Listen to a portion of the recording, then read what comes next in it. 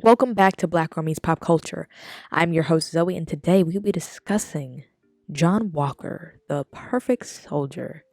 Doing something a bit different, but before we get into that, as per usual, I'd like to remind you to follow this podcast on Spotify, Apple Podcasts, and YouTube. And when you do so, don't forget to hit the notification bell so you get notifications every time I post. On YouTube, give it a like and a comment. That helps out a lot. Also, you can follow me on Instagram at blackgirl_meets_pop culture for further information about this podcast. And finally, last but not least, you can financially support this podcast starting at just 99 cents. The link will be in the description down below. But yes, today we're doing something a bit different. Kind of like when I did the character analysis with Teen Titans. This is kind of like that, but not in real time because I wrote down like a script, but there were more like bullet points that I wanted to get into, and then I would expand upon the bullet points. But with this is an actual script. And let me preference this and say I wrote this 2 years ago, and I did some small corrections since then. Since I was like I was going through my Google Docs, and I was like, oh, this would be a good thing to talk about on the podcast. And so I wrote this 2 years ago. So my writing style has changed, I would argue, dramatically in those 2 years. So I've changed a couple word phrases, but overall it's relatively the same. So I would argue, since this is the first one and since I wrote this 2 years ago, this is not my best work. But I wanted to get something out there just to get my feet wet. I'm still learning how to do this. For me, honestly, starting the writing process is always the hardest, and I didn't want to rewrite this because what I'm talking about, I don't have as much intimate knowledge as I did when I wrote this. So, yeah, this is a bit something different. At the end, I do have some things to say that I didn't write at the time in here, but I did write as like a bullet point. Like when I write, I have bullet points about what I want to mention in my writing, but for some reason I didn't get to the last bullet point. But at the end I will get into it. But for now, sit back, listen, and enjoy my beautiful reading. Before even being considered to take on the mantle as the new Captain America, John F. Walker had a lengthy resume as an elite soldier for the United States military. He was intellectual, strong, and fast, which were valuable assets to have on the battlefield. All of these attributes culminated in him being the first American to be the recipient of 3 medals of honor due to his service for his country. He was undoubtedly loyal and dedicated to the proper execution of any given mission. In all intents and purposes, he was the perfect soldier, making him the most suitable to be in possession of the shield that once belonged to Steve Rogers himself. But being handpicked to be a hero came with countless eyes, as they believed in a man that they knew nothing about. And because of it, John did not believe he deserved such attention.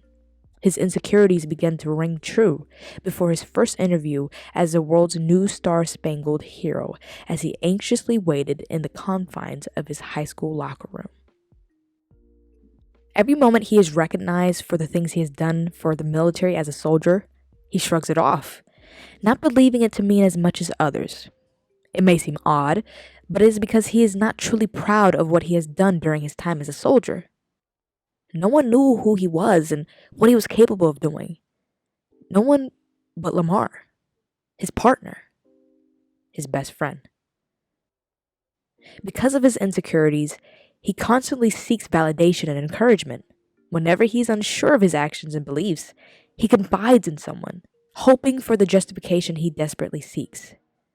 This is because he has become unsure of himself due to the questionable deeds he was ordered to conduct during war.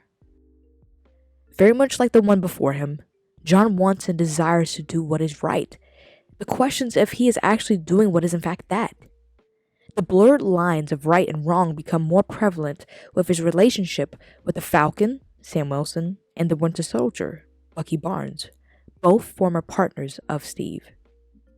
Every chance the two heroes have, they either verbally or non-verbally look down at John, as in their minds, he stole the shield of Captain America and is undeserving of it. But what Sam and Bucky fail to realize is that John respects them, more than the ones who give him orders to follow. He never met Steve, but he looked up to him, implying that he too respects those who worked by his side. Much like how the world looks to him for direction, John looks to them for direction, knowing that his understanding of directions has been compromised. But at every turn, they fight him and practically spit in his face. In fact, it becomes clear to John that his moral compass is not as misled as he believed it to be, as his beloved heroes break the rules repeatedly. First with recruiting the convicted terrorist Baron Zemo, and then letting the Flag Smashers leader, Carly Morgenthau, escape after being responsible for the murder of countless innocent people. After numerous attempts to compromise for the sake of the rules, for once, John decides to bend them, as they have clearly gotten him nowhere. In order to fight the legion of corrupted super soldiers, he chooses to become one. In order to remove the alleged heroes that are in his way, he chooses to act like one. He takes the super soldier serum, hoping that the struggles that were within him would cease. He takes it because Lamar said he would. He takes it because he was taught during his time as a soldier that the ends justify the means. He takes it because that's what Steve Rogers would do. Right?